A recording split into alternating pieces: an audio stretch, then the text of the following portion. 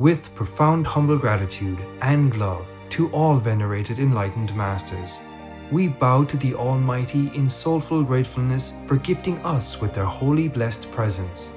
May all beings be awakened by their divine grace. Part 4 of 4.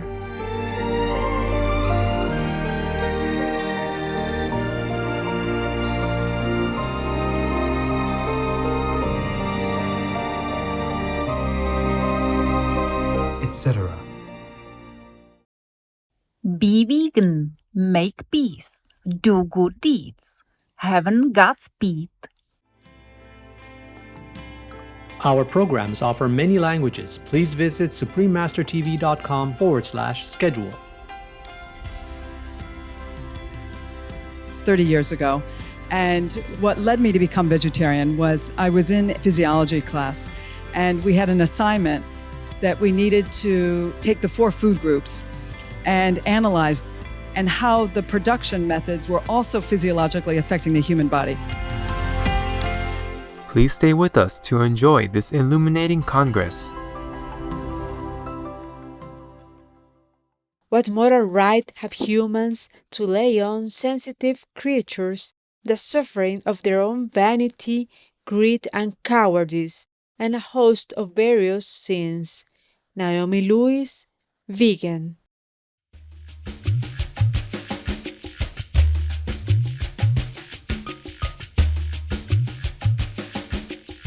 Today's program will be presented in English with subtitles in Arabic, Olaxese, also known as Vietnamese, Chinese, English, French, German, Hindi, Hungarian, Indonesian, Korean, Mongolian, Persian, Portuguese, Russian, Spanish, Thai, and Ukrainian or Iranian.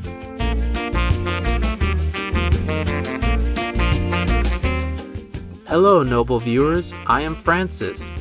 St. Lucia's loving and carefree people wish you happiness and enlightenment throughout your life, which will radiate to everyone you meet. May world vegan, world peace soon become a reality.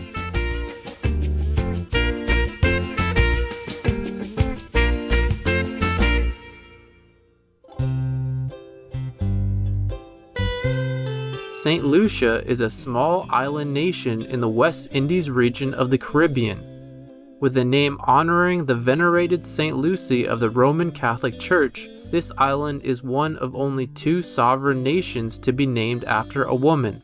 St. Lucia also has the distinction of being among the top 3 countries where women comprise more than 50% of management positions.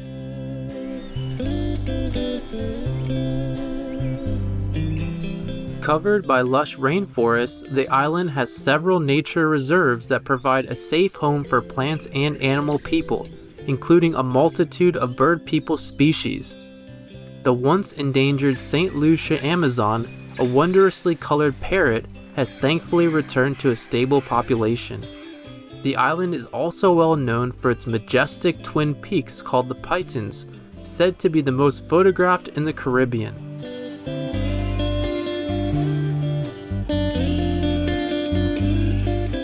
Island culture includes traditional attire such as the beautiful madras and its unique headdress.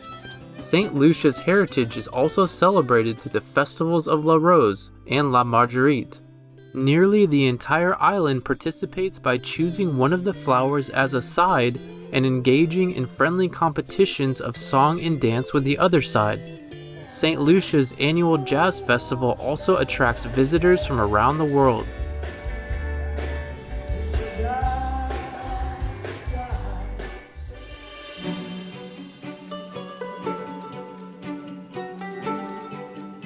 In December 2010, the first ever Middle East Vegetarian Congress was held at the Dubai International Exhibition Center, with the public invited to engage in an interactive exploration of the plant-based lifestyle.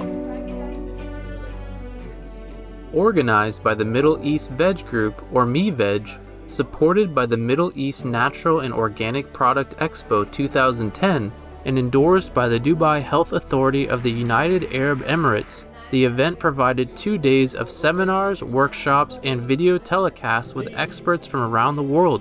along with rejuvenating veg cuisine.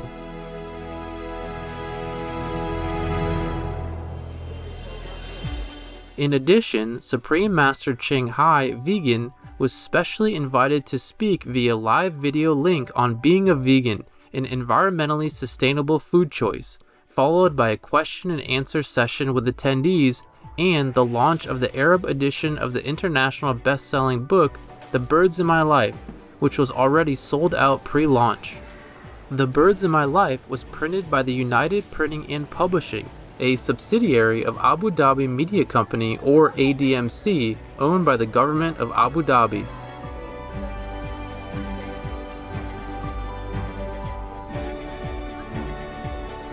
Be veg, go green to save the planet. Yo!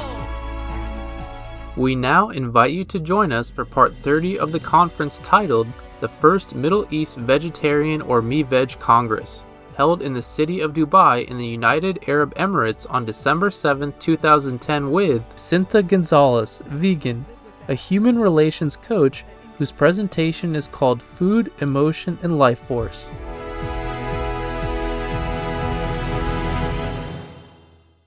As a support group, with all the support from all of you here today and from everybody, we plan to start 2011, have a support group in the UAE for people who want to make the change. They want to know how to go about it. So that, okay, do I do it 2 days a week? Do I do 3 days a week? What do I start? So this is one tool that we had launched about 3 months ago. But today I'm so delighted to announce the launch of our second tool. May I invite on stage our vegan friend from the Emirates, Lina Abbas, please. A round of applause. Well, we're going to launch something very unique today. Yes. And what do we have? Oh, interesting. Would you like to share it with everybody? It's your feather in your cap.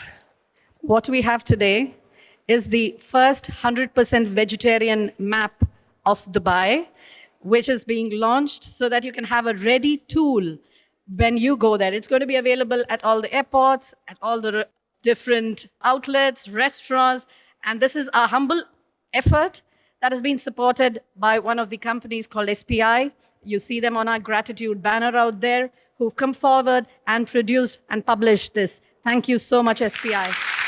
The next step is to put it on the GPS system as well. The veggie map. Yes? Excellent. Let's launch that. Yes, please. Can I, as soon as you finish with all the map distribution, can I have all our volunteers, please, up here on stage? Thank you.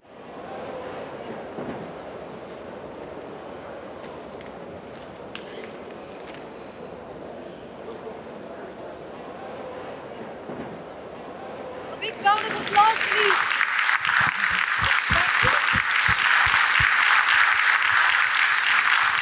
These volunteers have been working day and night to put up this wonderful Congress. Because of their support, it's been a wonderful ride. How many vegetarians already here in the hall? Could you kindly raise your hand? Excellent.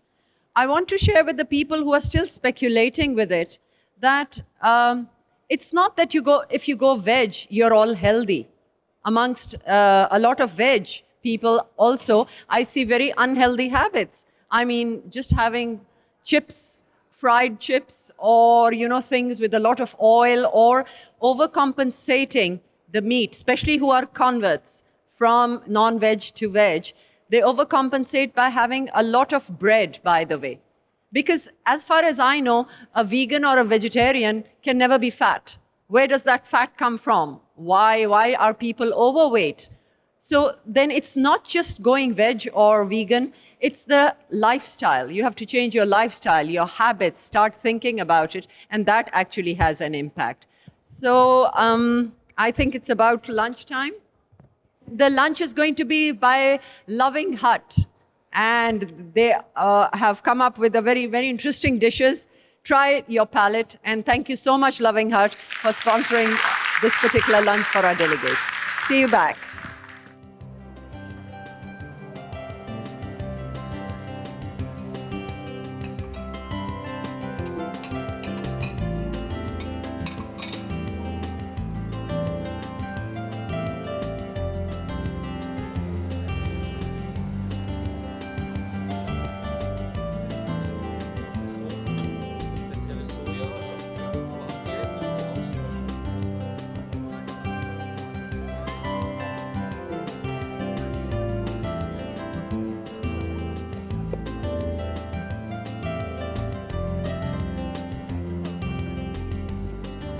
My name is Amar. I have been working with them, this team, and I'm giving support to them. I have tasted the food. It's the excellent food, excellent. I'm not 100% vegetarian, but I will become after this. I will eat vegetarian only. I will stop eating meat. This was a very attractive food, very tasty food. The food was amazing. I wasn't expecting, I was not going to eat the food. But one of the Supreme Master television people, they brought it for me and I enjoyed it. It was so good that I went to the chefs and told them that you've done a real good job. So I love the food. I hope that they can open up a restaurant in Dubai.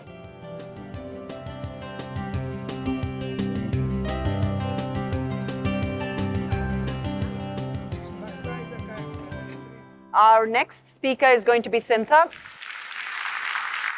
So Sintha here is an amazing person. I mean, she'll share the experiences and you call yourself a raw foodist. Wow. So Sintha Gonzalez has been a vegetarian for 30 years and a raw foodist for 7 years.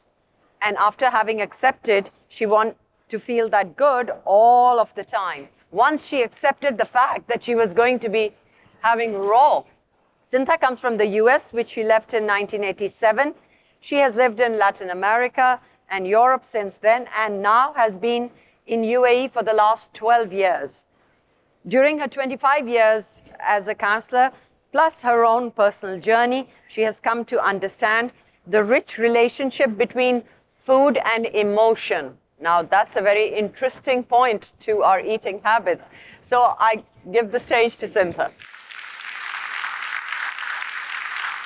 Good afternoon, everybody. I just first want to thank MEVEG. I'm really honored to be part of this, and I think it's just an absolutely wonderful gathering and raising the consciousness. So thank you. Thank you for inviting me to be part of this. So my talk is called Food, Emotion, and Life Force, and I'm going to start with my own personal story. And it's a progression. I first became vegetarian 30 years ago. And what led me to become vegetarian was I was in physiology class, and we had an assignment that we needed to take the 4 food groups and analyze them, and also analyze how they were being produced at that time. This was in the 70s, in the States, and how the production methods were also physiologically affecting the human body. Well, that did it. And it also helped that I had 2 girlfriends that were experimenting with vegetarianism. So once I started, and I gave myself 3 months to try, there was no going back. So that was quite a while ago. And then in my 20s, I'm a counselor and I study psychology, and I was starting to practice. And I couldn't ignore the fact that I knew that I was using food sometimes for the wrong reasons. And I was going to it for comfort, for working through emotions, finding myself compulsively acting out on food. And I couldn't live with that inconsistency. And I didn't feel really valid or an integrity to be doing my work if I myself didn't really recognize and work through those issues that I was acting out on the food. So that was a big thing, and it was a very humbling moment for me. And then that led me to Overeaters Anonymous. I wasn't an obese person. I was slightly overweight, but I knew that aside from the body issues, the real issue was that I knew I wasn't eating for the right reasons in certain times. This Overeaters Anonymous helped me a lot. Now, the slogan that helped me a lot, and it still is my motto today, and something that I work with all the time, put down the food, feel the feelings. And that's going to be something that's going to be an important part of this talk, which I'll get to in a minute. Now, the whole thing that I had to learn was, what is the difference between being emotionally hungry and physically hungry? And what I did was, at the time I was living in France, and I was really kind of, how do I begin? I didn't know. Sometimes I genuinely did not know, am I physically hungry or am I emotionally hungry? So what I did was I made this sign on the refrigerator, and I put it, and I said, are you physically hungry or are you emotionally hungry? Be honest. And then I placed a chair right in front of the refrigerator with my journal and a pen ready to go. And that became, it was like behavioral conditioning. It was, okay, we're going to really ask this. And if there is an emotional thing that's going on here, let's write about it. Let's journal on this. Let's feel it. Let's take it to another level. And that's still something I use today. So then it was 10 years ago, through some certain life circumstances, somebody else in my life had some real health issues. And then I decided to go vegan. I always had milk intolerance, lactose intolerance. I couldn't ignore that. And I decided to look at the emotional reasons why I kept taking in something that really wasn't good for me. And my body was saying, I don't want this, but why are you still doing this? And I'll get to that, what those emotional connections are briefly. And then I met my first raw foodist. I didn't even know really raw food way of living existed. And I met her in 2000. And I was on holiday when I met her, and I just was very impressed by her, and it didn't leave me. And I said, I want that. I want what she has, but I'm not ready. And I was very aware of certain foods that it was out of the question that I could have let go of at that time, even though I felt a real inclination to go on that path. And that lasted for 3 years. And then finally, in 2003, I did the Art of Living course for the first time, which for those of you who don't know, it's a lovely course in breathing and yoga and meditation. And in that course, I just felt absolutely fantastic. I felt the absolute best that I had ever felt my entire life. And in that week, I had kind of instinctively gone raw without calling it that. And at the end of the week, I said, I want to feel this good all the time. And I wasn't quite ready, but in the next few months, synchronicities in my life led me to go down that path, and I haven't looked back since. Making war? Don't you feel people hate you enough already? Devoted viewers, thank you for your presence today for the first Middle East Vegetarian or MEVEG Congress on Words of Wisdom.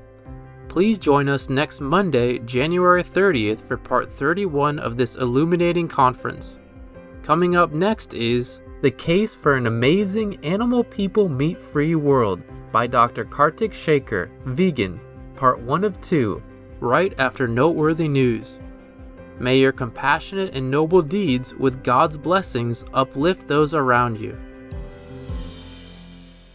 Be vegan, make peace, do good deeds, hell not reach. Our programs offer many languages. Please visit suprememastertv.com/schedule and suprememastertv.com/WOW. Nos programmes offrent plusieurs langues. Veuillez visiter suprememastertv.com/schedule et suprememastertv.com/WOW. Nuestros programas ofrecen varios idiomas. Visiten suprememastertv.com/schedule y suprememastertv.com/WOW. Műsoraink sok nyelvet tartalmaznak. Kérjük, tekintse meg itt suprememastertv.com/schedule és suprememastertv.com/WOW.